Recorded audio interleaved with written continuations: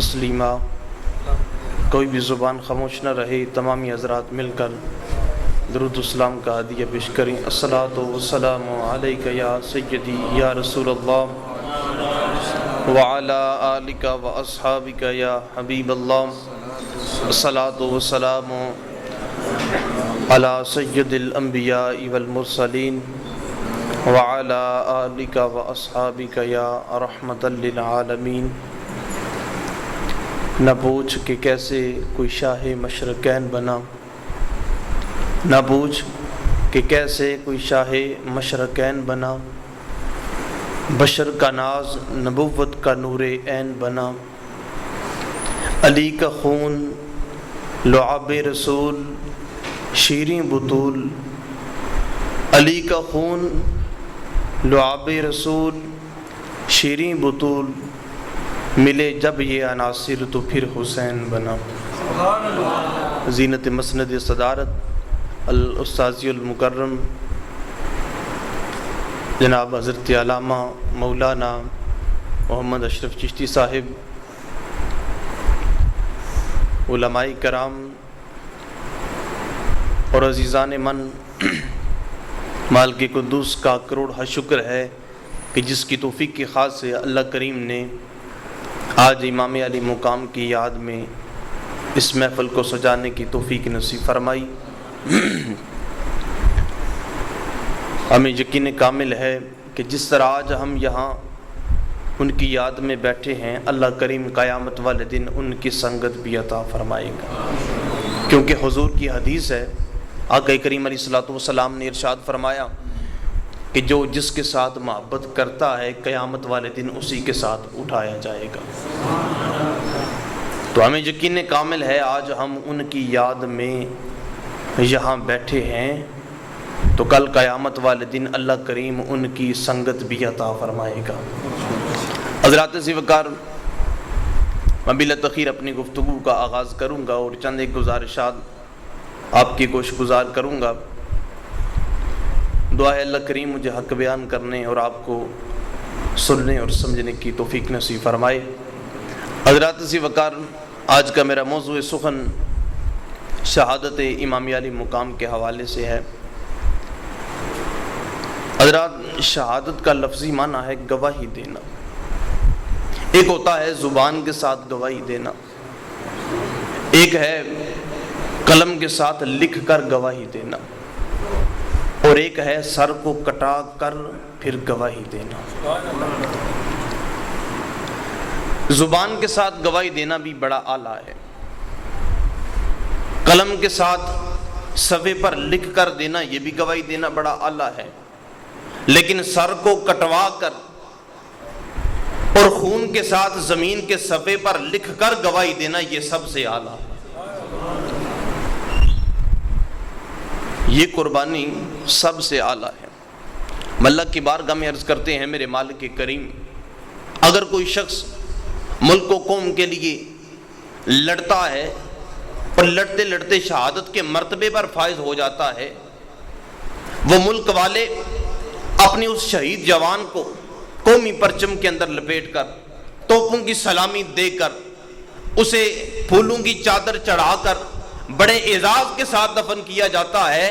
میرے مالک تو بتا، جو تیری رضا کی خاطر قربان ہو، جو تیری اطاعت کی خاطر قربان ہو، جو خالص تیری رضا کی خاطر اپنی جان کو جام شہادت کی طرف لے جائے، میرے مالک تو کیا اعزاز بخشتا ہے؟ رب فرماتا ہے میں مجھے اعزاز یہ بخشتا ہوں کہ میں اسے مرنے ہی نہیں دیتا۔ رب فرماتا ہے میں اسے مرنے ہی نہیں دیتا۔ میرے مالک وہ کس طرح؟ رب فرماتے ہیں وَلَا تَحْسَبَنَّ الَّذِينَ قُتِلُوا فِي سَبِيلِ اللَّهِ أَمْوَاتًا۔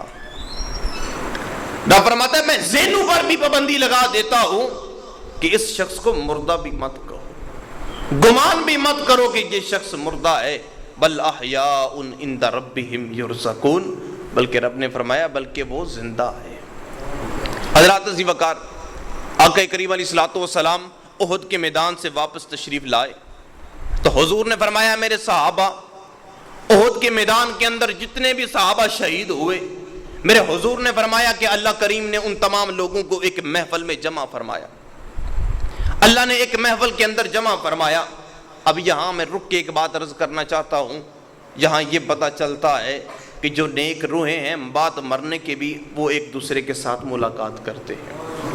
اب ایک شخص اپنی اولاد کو چھوڑ کے مرا، بندہ مومن ہے، اپنی اولاد کو چھوڑا، والدین کو چھوڑا، عزیز و اقربا کو چھوڑا، لیکن جب گیا داتا علی اجویری کی محفل میں، جب گیا خواجہ معین الدین چشتی کی محفل میں، گیا پیر مہر علی کی محفل میں، اب کیا خیال ہے؟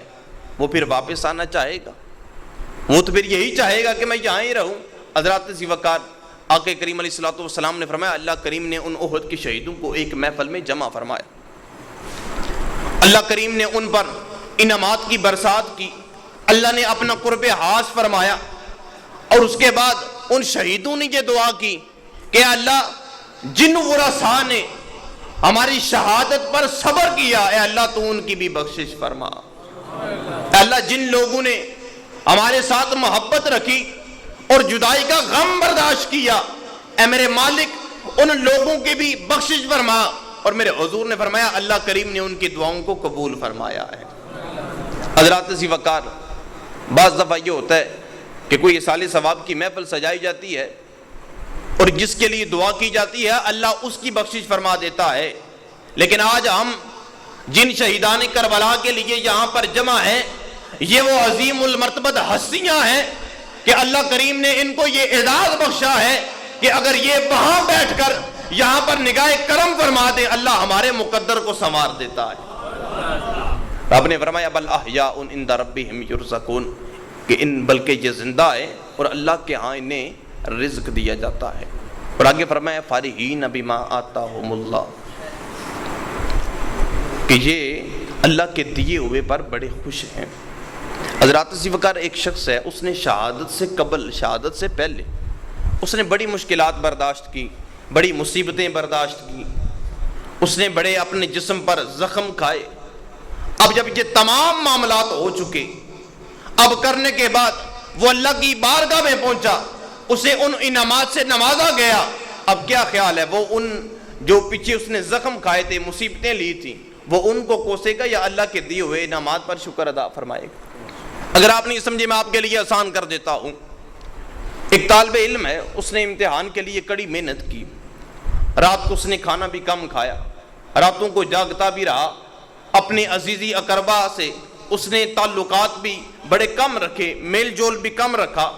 امتحان دیا، دینے کے بعد وہ پاس ہی نہیں ہوا بلکہ پورے ڈویژن میں اس نے پوزیشن حاصل کی۔ اب کیا خیال ہے؟ وہ انعام لے کر خوش ہوگا یا جو اس نے سابقہ محنت کی ہے اس پر رنج غم کا اظہار کرے گا؟ بلکہ وہ اس نے جو پوزیشن لی ہے اس انعام پر خوشی کا اظہار کرے گا۔ بلا تشبیہ اسی طرح جب کوئی شخص شہادت کے مقام پر فائز ہوتا ہے، وہ سابقہ مصیبتیں دے کر اور جو اس نے سابقہ مصیبتیں برداشت کی اس پر غم کا اظہار نہیں کرتا، جو اللہ نے نعمتیں دی ہوتی ہیں اس پر اللہ کا شکر ادا کرتا ہے، اور شکر ادا کرنے کے بعد اس پر خوشی کا اظہار کرتا ہے۔ حضرات ذی وقار شہادت کی اور بھی بہت سارے فضائل ہیں کہ آقا کریم علیہ الصلوۃ والسلام نے ارشاد فرمایا کہ جب کوئی شخص شہید ہوتا ہے تو اس کے لیے فرشتے استقبال کے لیے آتے ہیں۔ حضرت سعد بن معاذ رضی اللہ تعالیٰ عنہ، یہ وہ حضور کے غلام ہیں کہ جب حضور یہ شہید ہوئے نا تو آقا کریم علیہ الصلوۃ والسلام نے ارشاد فرمایا ھذا الذی تحرک لہ العرش وفتحت لہ ابواب السماء وشہد لہ 70,000 من الملائکہ۔ حضور نے فرمایا یہ جو میرا غلام شہید ہوا ہے نا، فرمایا اس کی وجہ سے عرش جو ہے وہ جھوم اٹھا ہے، وفتحت لہ ابواب السماء، حضور نے ارشاد فرمایا اللہ نے آسمانوں کے دروازے کھول دیے ہیں، وشہد لہ 70,000 من الملائکہ، اور حضور نے ارشاد فرمایا 70,000 فرشتے اس کے استقبال کے لیے آ رہے ہیں، 70,000 فرشتے اس کے استقبال کے لیے آ رہے ہیں۔ حضرات ذی وقار پھر جس شخص کو یہ اعزاز ملے پھر اس کا اللہ کریم کے ہاں مقام کتنا اعلیٰ ہوگا۔ حضرات ذی وقار ایک ہوتا ہے شہادت کی فضیلت، ایک ہوتا ہے شہادت کی فضیلت اور ایک ہے فضیلت والوں کی شہادت۔ اب شہادت والوں کی فضیلت تو یہ ہے کہ ایک شخص اس کو شہادت سے پہلے وہ مقام، وہ مرتبہ، وہ فضائل حاصل نہیں تھے، لیکن جب وہ شخص اس مقام پر پہنچ گیا، اس نے جام شہادت نوش فرما لیا، اب اس کے بعد اللہ کریم نے اس کو وہ تمام کے تمام مراتب عطا فرمائی۔ لیکن ایک وہ ہے کہ جو فضیلت والوں کی شہادت ہے کہ وہ شہادت کے مرتبے پر پہنچنے سے پہلے ہی اس مقام پر فائز تھے کہ ابھی ان پر نماز بعد میں فرض ہوئی، اللہ کریم نے جنتی جوانوں کی سرداری کا تاج پہلے عطا فرما دیا تھا۔ اللہ نے جنتی سرداروں کا تاج پہلے عطا فرما دیا تھا۔ حضرات ذی وقار، آج ہم انہی عظیم المرتبت ہستیوں کے یہاں پر یاد کے لیے حاضر ہیں کہ دعا ہے اللہ کریم ان کی وہ مقام، وہ مرتبہ، اس کے صدقے سے اللہ کریم ہمارے گناہوں کے کفارہ بنائے اور اللہ کریم ہمارے لیے ذریعہ نجات بھی عطا فرمائے۔ حضرات ذی وقار، اس مقام کو اعلیٰ حضرت رحمۃ اللہ تعالیٰ علیہ نے کچھ اس طرح بیان کیا۔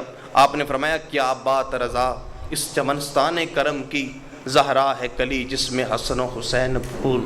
حضرات یہ کیا بات، یہ کب کہا جاتا ہے کہ جب بات بڑی ہو، جب بات بڑی اعلیٰ ہو تب یہ الفاظ کہے جاتے ہیں۔